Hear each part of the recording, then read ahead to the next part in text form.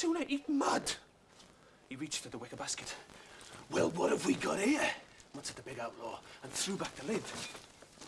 Roll your eyes at this.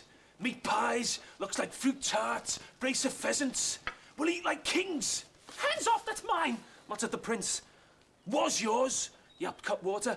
Lorks, Jimmy thought. Digging round deeper in the basket, the garlicky outlaw called out to Cutwater. Bring the lantern closer, what's this? In the gloom of the hut, the big man lifted out a golden crown. That's mine, bleated the prince. Was yours, corrected Holdynose Billy, placing the crown on the tangled nest of his hair. Cutwater burst out joyously. We're dog rich! A crown? A trifle, scoffed Holdynose Billy. We can be richer than dog rich. And the big red-faced outlaw grabbed Prince Brat off the ground and he took the heft of him as if he were weighing a sack of potatoes. 55 pounds by my reckoning, he said. We'll write the king a command, said Cutwater. 55 pounds of gold coin in trade for his royal tadpole. And then he poked around for a beetroot and squeezed out the juice with his bare hand. And it dripped like blood onto a china plate.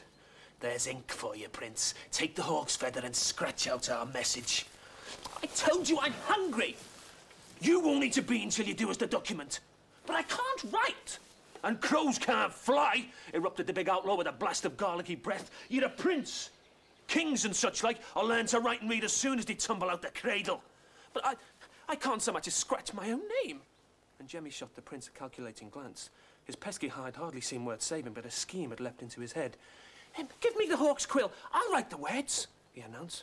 Yes, that's right, Prince Brat chimed in. My whipping boy knows his letters. Fall to, Jemmy from the streets. Hold on, said Holdynose Billy, his sharp gaze flicking from one boy to another.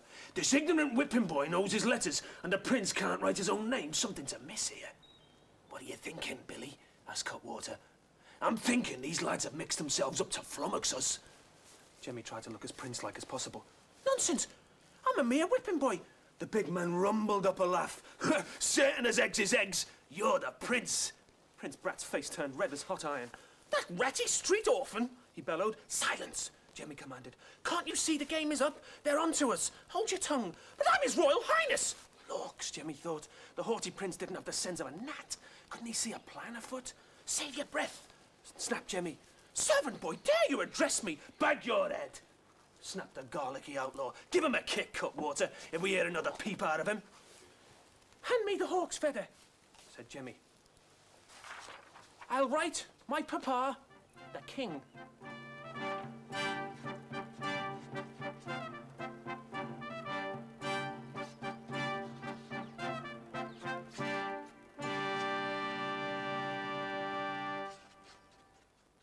And Paul McGann is back with part 2 of The Whipping Boy tomorrow at the same time, 4:15, still to come this afternoon. Really wild show at 4:30. Crocodiles, ducks and goodness knows what else in there. News round at 4:55 and at 5:05 in Jossie's Giants, lethargy has set in amongst the team. Jossie resorts to a training trip to the seaside. But first, Laurel and Hardy.